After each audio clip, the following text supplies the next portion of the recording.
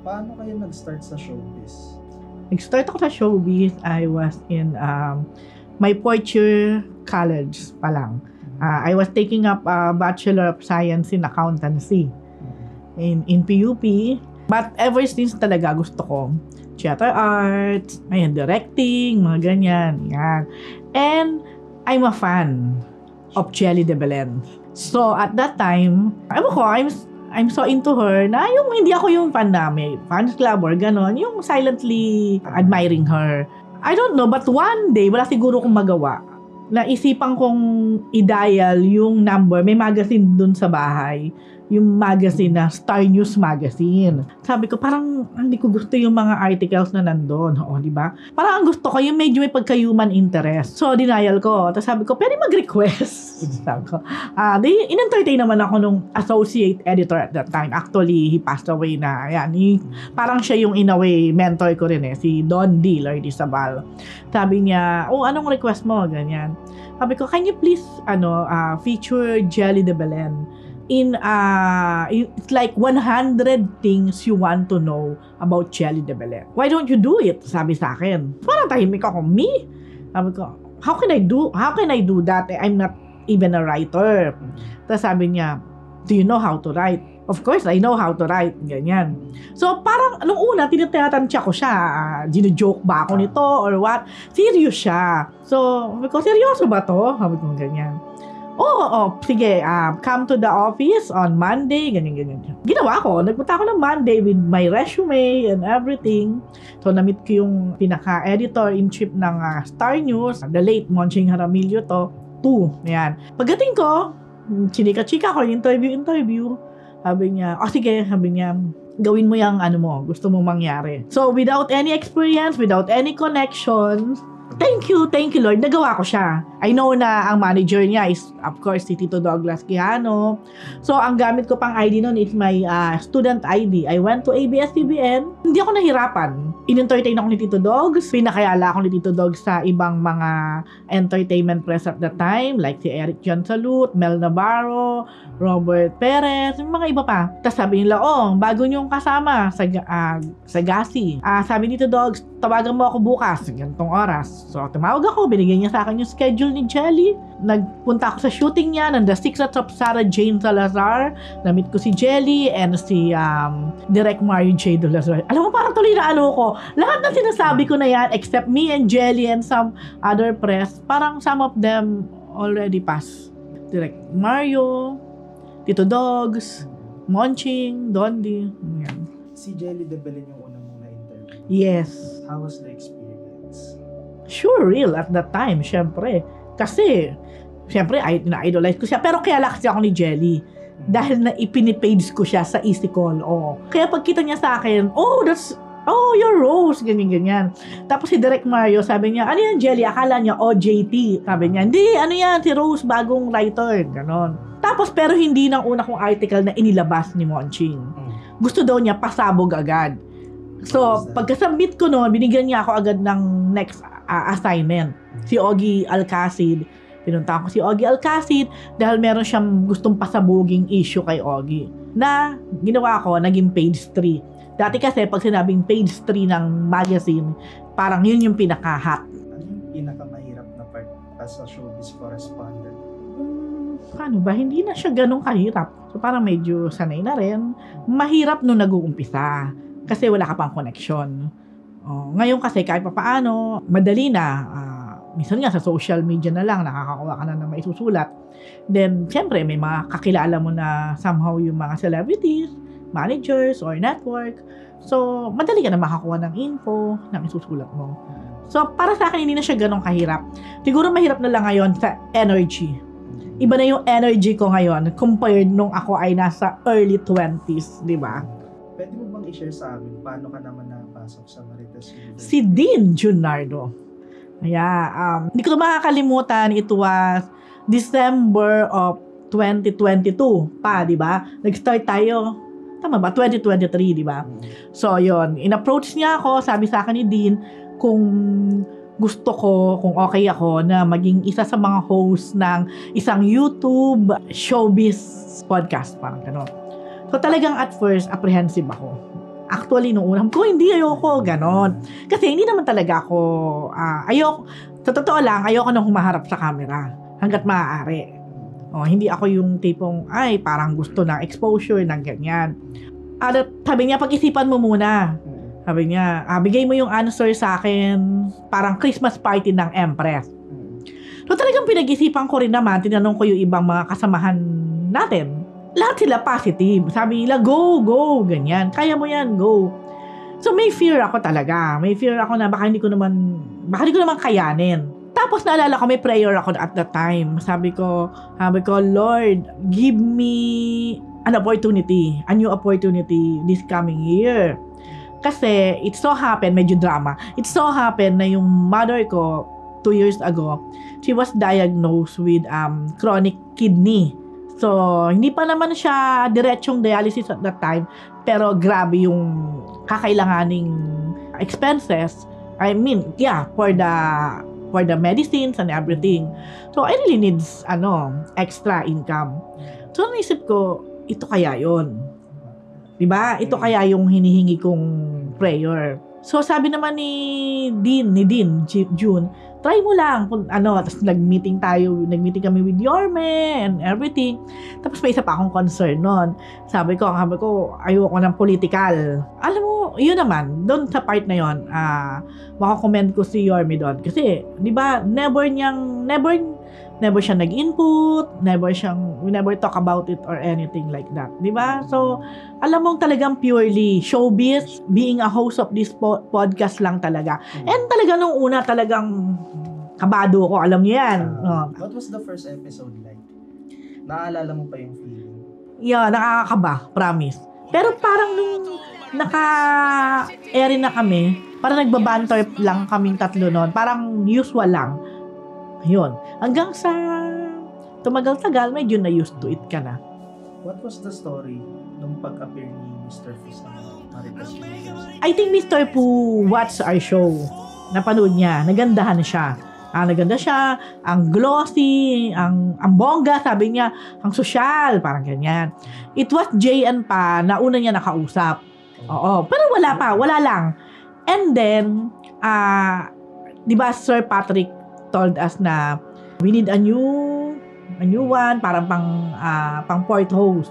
So naisip ko si Mr. Fu. So I suggest Mr. Fu and I asked Mr. Fu then.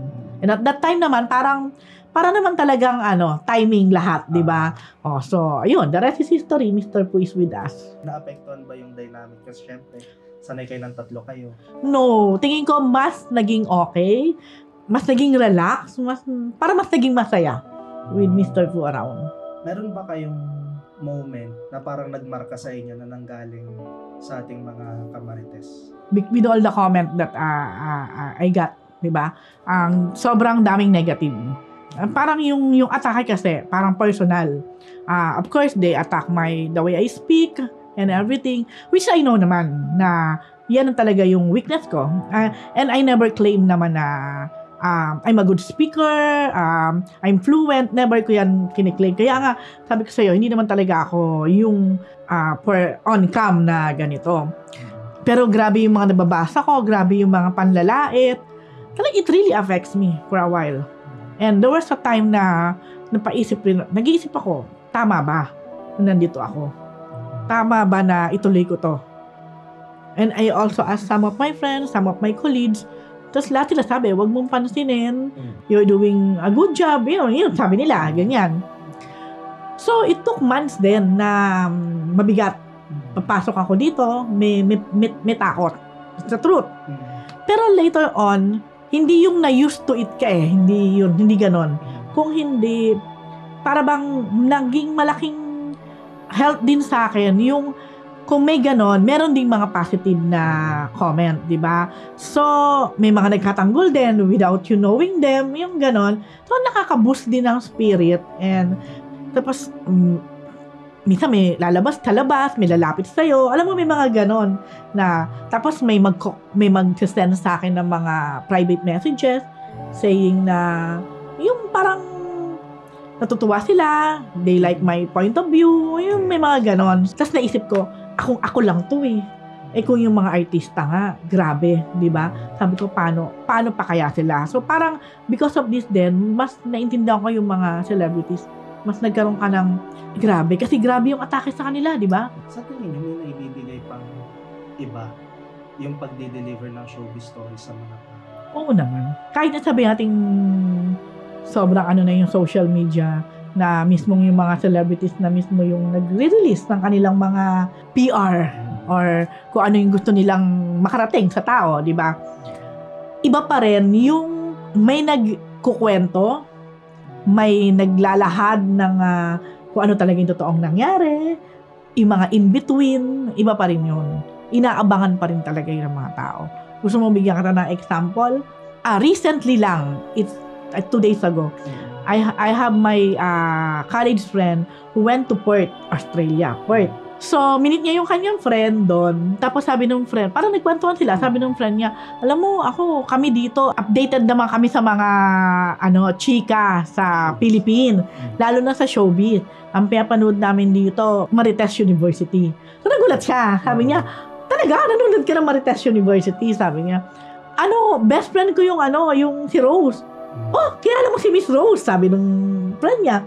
Oo, ano ka ba? Best friend ko yan, saka ninang ng anak niya. Oo. So, alam mo yon na parang ako din na-amaze na talaga palang pinapanood tayo. Talaga palang nakakapagbigay tayo ng entertainment sa kanila. At hindi lang siguro entertainment, yung sabihin mo ng showbiz to, pero information at the same time, di ba? Meron bang napupulot na aral sa showbiz? Oo naman. Ang showbiz, chika, wala din kaibahan sa totoong nangyayari sa buhay. Halimbawa, mag-news ka ng mga break-up. O, di ba? Dami nakaka-relate. Mag-news ka ng naghiwalayan. Dami nakaka-relate. Paano mo dinideliver yung mga balita na may puso marites? Ako as much as possible, totoo to. I only deliver kung ano yung totoo. Kung ano yung totoong news, most of the time, hindi naman lahat nagugustuhan yung dinideliver namin ng news. Kasi depende yan kung kanino ka. Kung ano yung gusto mong panigan, di ba? Yes. Pero ako as much as possible, ialabas ko kung ano yung totoo. Without being too harsh naman. Yun. Mas as possible. Ganon. May gusto ka bang sabihin sa mga kamarites natin? Siyempre, una, thank you. Kasi 2 years ago, nag-start tayo with only less than 500. Na nung pumasok kami, parang 100 lang di ba? Wala pa yatang 500 yung subscribers natin. So when we had our first episode, parang ay, ang onte pa rin na nanonood, ang onte pa rin na nagsasubscribe. Tapos sabi nila, ano ka ba? Unang episode niyo pa lang syempre, ganon. So, nakakatuwa lang kasi coming from organic talaga.